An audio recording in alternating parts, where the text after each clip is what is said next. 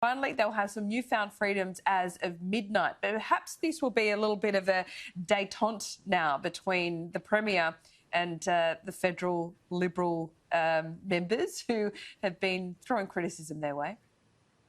Well, I'll believe that when I see it, Laura. I mean, it has been very, very heated so far, and I've no doubt that business, even though they'll be much relieved with what's going to happen on midnight tomorrow night, they're going to, still want to be more open, even more open, because, it's still 20 inside for restaurants from this week, and then about 40 inside from November the 8th is still very limited compared to New South Wales, the ACT, Queensland, WA, where there are at the moment more cases per day. So they're, at least in New South Wales. So it is still a very, just like it was after the first lockdowns, it's still a pretty limited reopening in Victoria. So I still think that patience, that they've got a lot of goodwill at the moment, but I think patience with the Andrew government may run out if that doesn't really increase by Christmas. But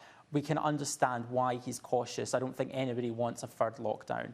No, absolutely not. And when you look at comparable countries, albeit with much larger populations like the United States, like Great Britain, France and other countries in Europe, the cases per day are more than we've ever seen here in Australia. You're talking about 40,000 in France, 20,000 in the UK, up to 80,000 a day in the United States. We have really gone for an elimination strategy without really spelling it out that way, haven't we?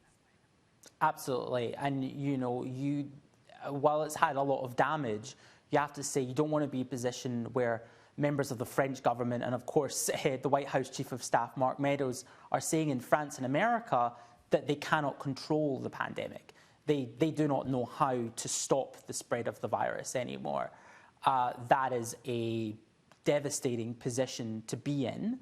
And it's a position that Australia, New Zealand and a lot of Asian countries like Singapore, Japan, Korea, who are probably next on our travel bubble list, have proved that does not have to be the case. You can control the virus, but it's despite all the pain, I'd rather live in Australia any day of the week. Absolutely. Pre or post-COVID, no worries at all. Now, let me ask you about the federal bubble, if you like. What's going on in Parliament House at the moment? We saw question time being used by Anthony Albanese yesterday to really spell out the need for a federal ICAC.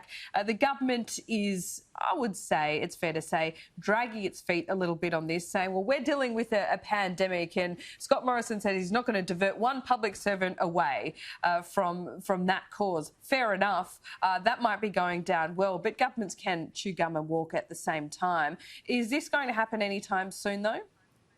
No, it's not going to happen anytime soon. I mean, well, I might be surprised that we may get a federal ICAC tomorrow. I'm usually proved wrong whenever I say anything on this programme, Laura.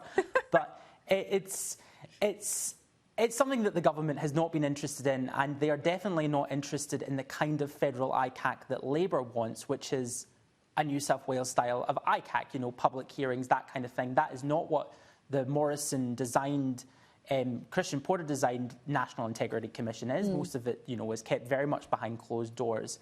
And government MPs have been making it very clear they do not want a New South Wales-style kind of ICAC federally.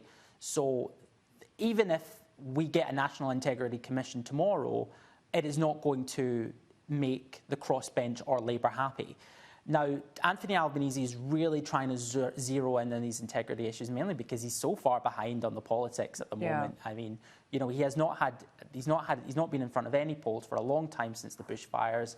He doesn't get a lot of airtime, and therefore he kind of presented this laundry list of integrity issues around the government. And it has to be, there's been two major ones, obviously, with ASIC and Australia Post, but he was still going with sports rorts and things to do with Angus Taylor, things that happened very much, pre-pandemic, kind of pre-Christmas, that almost nobody can remember.